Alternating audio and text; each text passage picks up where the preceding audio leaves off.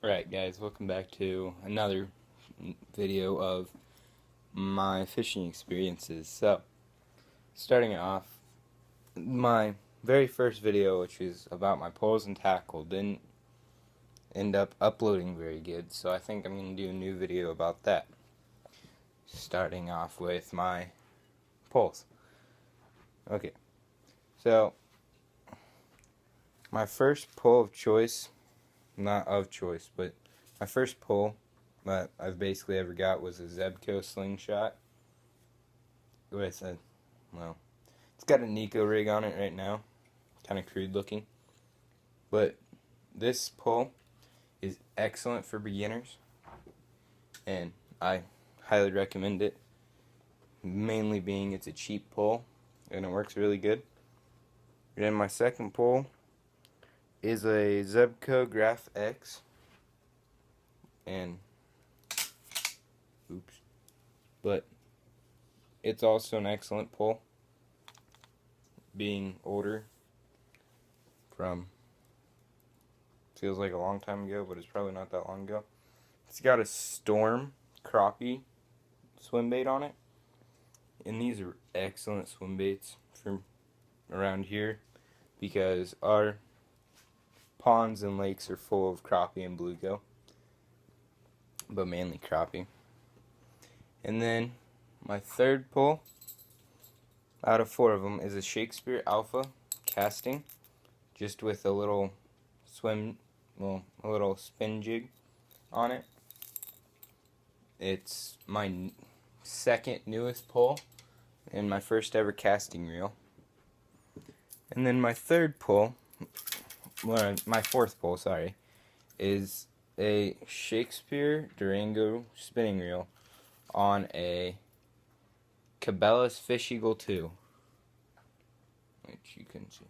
But I've got a Rapala, one of my brand new jigs, not my jigs, but one of my brand new jerk baits.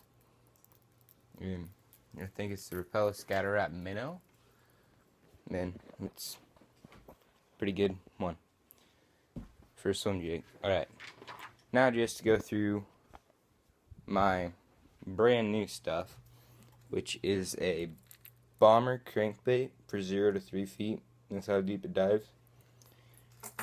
A Hula Popper Frog, which all three of these lures plus the Rapala jerkbait were all bought last night, and you could see on my last episode about shopping at Walmart is what it's called, and it's just me shopping basically. But on to the lures, and then this is just a off-brand chatterbait. Alright, now on to my tackle box. So, starting off on this side, I've got my quick releases and nail clippers just for cutting line. And I've got just some random stuff in another compartment that I don't ever use really. And then next thing is crappie jigs, which I've even caught bass on them. Some magic bait holders, really small hooks, octopus hook, whatever people want to call them. I call them octopus hooks. They're there. And here we got a beetle spin, I believe, which doesn't want to come on loose for the other one. Beetle spin with just another random lure. And then here I just got chatterbait, and then an assortment of weights. Then right here I have 2 really good swim baits. I've even caught like a 3-pound smallmouth on it. Here's a swim bait that I've never really used. Just not sure what that is, but it's like a shad killer or something. Just rooster tails, a soft plastic frog.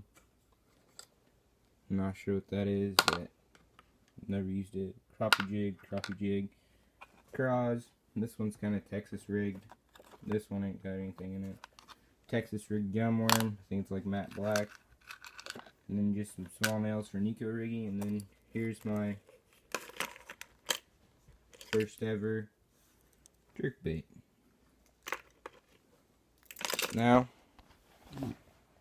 on to my bag, which I carry with me most of the time. Well, all the time, because it's got my soft plastics in it. And I'll also show you what else is in the bag. Or should be in the bag most of the time.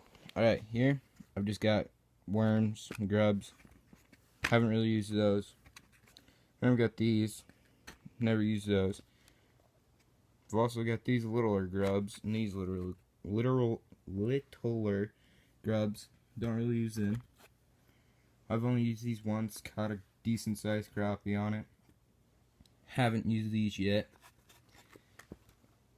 I haven't used these yet mainly because I don't have the right equipment for them. Being the right hooks, which I should have bought some last night. And then I've got a soft plastic lizard. 2 of them actually. Not sure what this is. Haven't used it. Just an assortment of rubber worms. And here's a nice long worm that I've never used. Mainly because I don't think fish around here really bite on that. Thinking it's too big. And also I've got this kind of longer one.